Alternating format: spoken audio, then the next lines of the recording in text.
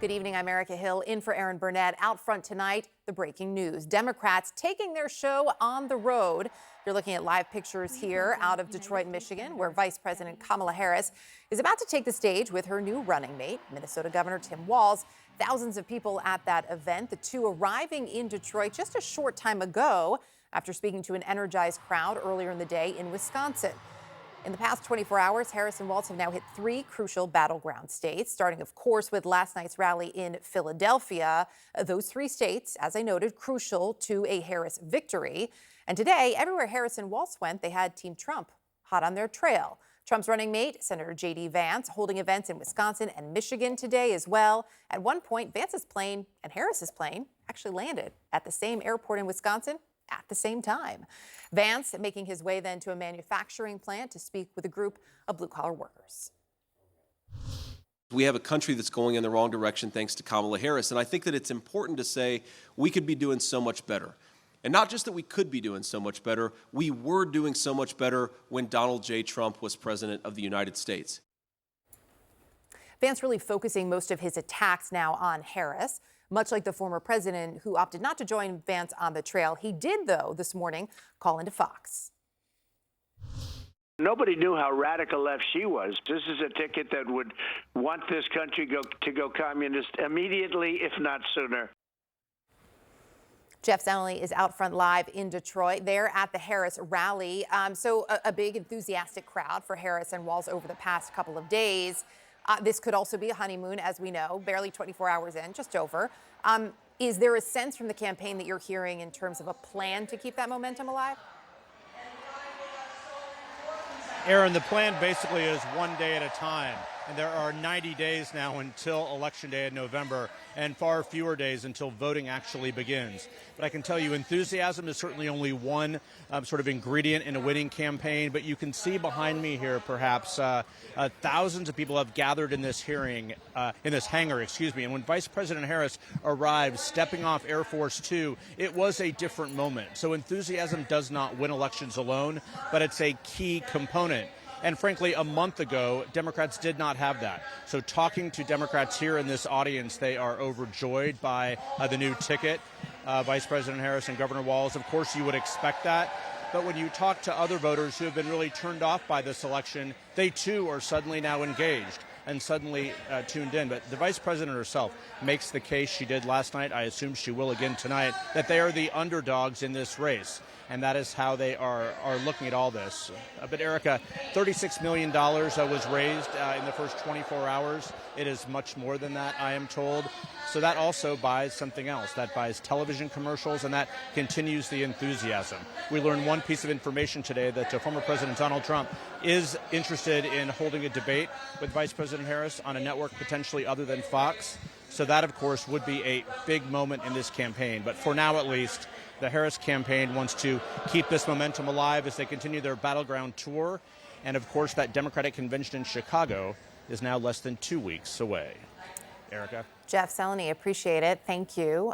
Joining me now to discuss, we've got all the players here. David Axelrod, I want to begin with you. You know, as Jeff just noted, enthusiasm is only one ingredient here, yes, right? Moving forward, we're 24 hours into this new team, and Team Trump really working to label Governor Walz in particular as the most liberal she could pick. This is the most liberal ticket you're going to see. So if you're managing this campaign, where do you go with that? Where do you take that messaging and how do you massage it to your advantage?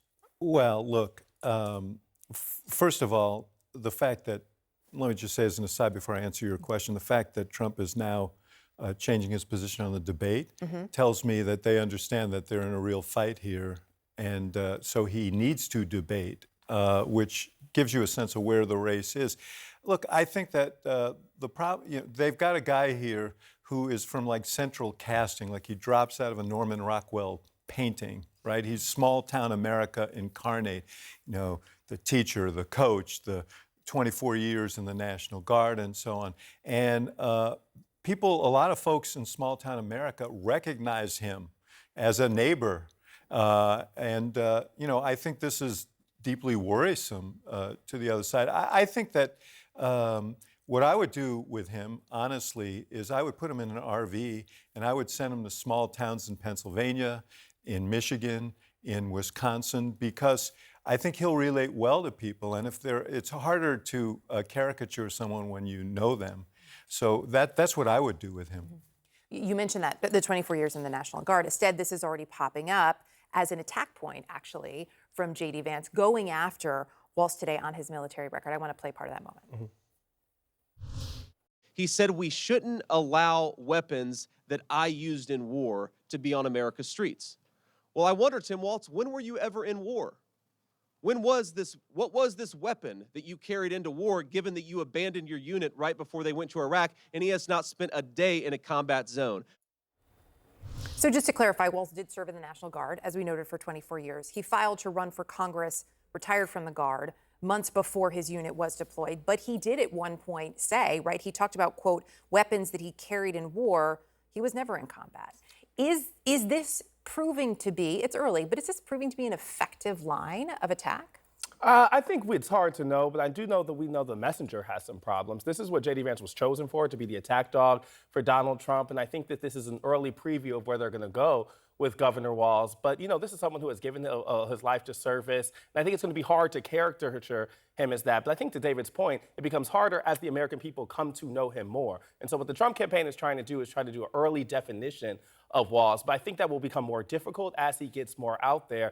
But, you know, there was another point in that press conference with Vance that stuck out to me. They asked him, what makes you happy? What makes you smile? And he said, nothing really, because right now I'm angry. That's the contrast with Walz that I think is really going to jump out. Walz is having a good time. He's going to be the person who is out there, a recognizable teacher, as David says, and it's going to be more difficult to kind of paint him as a caricature if he's following the kind of happy warrior mold that I think him and Harris are trying to put out there. This is one attack line they're certainly putting out there, but they're going to have to find something. I think they're going to have to find something more robust if they're going to try to define him outside of the ways that they're already pushing to define themselves. David, would you agree with that this needs to be, David Urban, a more robust line of attack?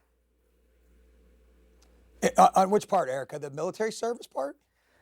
Yes, instead saying it's, you know, that may not be landing, right? And it may need to be a more robust attack. No, is listen, that the right attack, yeah. or is there something that would be a better path? No, I think the best path is let's get the governor in a van or in a motorhome in Pennsylvania, and let's let people hear about his record. I am all about the substance, about the issues. Let's let him defend some of the policies he took and positions he took in Minnesota, which a lot of people in Pennsylvania are going to view extreme. He signed an abortion law, which is pretty unfettered, and up until the 9th month, abortion on demand, kind of quote unquote. He signed laws that provide illegal immigrants with driver's license, educational benefits, healthcare benefits, which some people may seem extreme.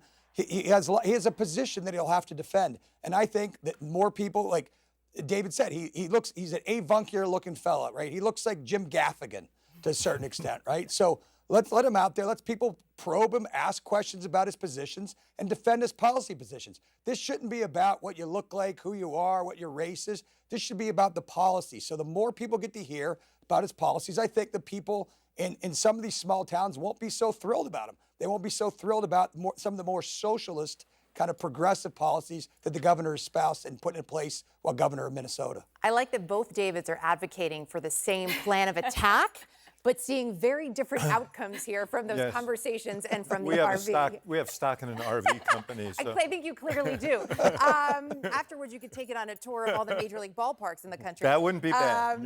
Alyssa, Donald Trump is claiming that he's thrilled about Walz as a pick. I want to play some of what he had to say.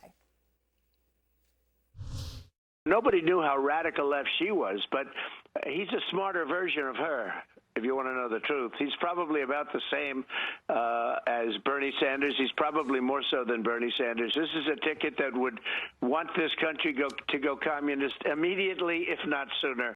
I do have to say, I'm still struggling to understand what's sooner than immediately, but that's a separate issue. In all seriousness, when we hear Donald Trump say he's thrilled with Walz, behind the scenes, how do you think the campaign is actually feeling about this pick of Governor Walz? Well, listen, there was a sigh of relief down in Palm Beach when it wasn't Josh Shapiro, a consummate centrist who I think they were genuinely afraid of. But then I think they saw Walz perform, and I think he outperformed expectations. Somebody said it well. He has a very progressive record, but he reads Republican. He reads Midwest, your uncle, your dad, a relatable, good communicator. Now, there are no centrists in this race on either ticket. That's just a fact looking at their record. But one campaign is running a disciplined message, which is making overtures to the middle, to independents. And that's the Harris-Walz campaign. You saw it on display last night. There was this moment on the campaign trail today where people started chanting, lock him up. And Kamala Harris had sort of a John McCain moment where she said, we're going to let the courts take control of that. Rather than encouraging that divisiveness that has consumed our politics, the Trump campaign cannot land a message. I don't know why, because there, to Urban's point, is plenty of content to attack them on policies that are seen as too progressive in a lot of this country. But instead, it's personal, it's name-calling, it's calling her Kamabla. I don't even know what that is. She has truly confounded the Trump campaign, and they've got a short runway to really try to define her in an effective way, and I've yet to see them do it.